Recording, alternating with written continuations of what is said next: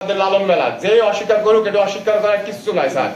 এই মেলা হয়, আমরা দেখি, আমরা 11তম দেখছি এবং বিভিন্ন সময় দেখতেছি স্যার। আমাদের কথা যে আমরা মাদকের পক্ষে না, আমরা চাচ্ছি যে মাদকের বিপক্ষে, কিন্তু এটা তো সিস্টেমেটিক করতে হবে। যারা সাধু সন্ন্যাসী, যারা ঘর বাড়ি ত্যাগ করেছে, তাদের জন্য কি স্যার?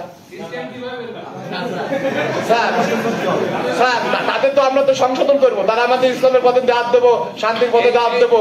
আপনার নাম কি? স্যার আমার নাম মুস্তাফিজুর রহমান। মুস্তাফিজুর রহমান, জি স্যার। আপনি মাদকের কথা বলতেছেন তো ডিস্ট্রিক্ট ম্যাজিস্ট্রেটের সামনে বসে।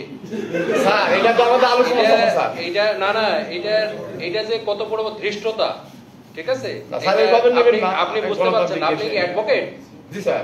এটা গণতান্ত্রিক দেশে এইভাবে নেবেন না। আপনি কিসের অ্যাডভোকেটই করছেন? স্যার আমি চিটাগাং ইউনিভার্সিটি থেকে পড়াশোনা করছি, এলএলবি এলএলএম।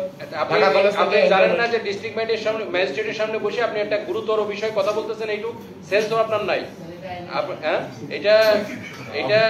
এটা এই উনারা যে পণ্ডিত আমাদের সাধুরা আছেন, উনারা বারবার বলেছেন এবং ইস্যু আছে যে মাদকের সাথে আমাদের লালন শাহের যে জীবন আদর্শ, জীবন চরিত, তার সাথে কোনো বিন্দুমাত্র কোনো সম্পর্ক নেই। আপনি সেটার আবার সাফাই গাইতেছেন এখানে বসে বসে। না আমি সাফাই না স্যার, আমার ব্যাখ্যাটা আপনি ভুল বুঝতেছেন হয়তো। সময় নষ্ট হচ্ছে।